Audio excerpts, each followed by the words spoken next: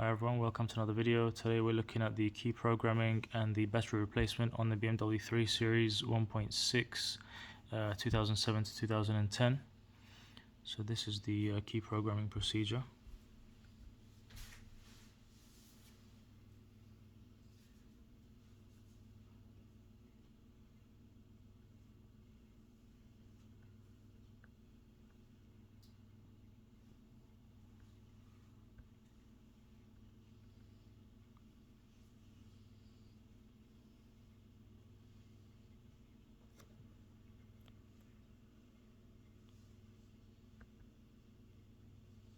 And now we're going to look at the battery replacement.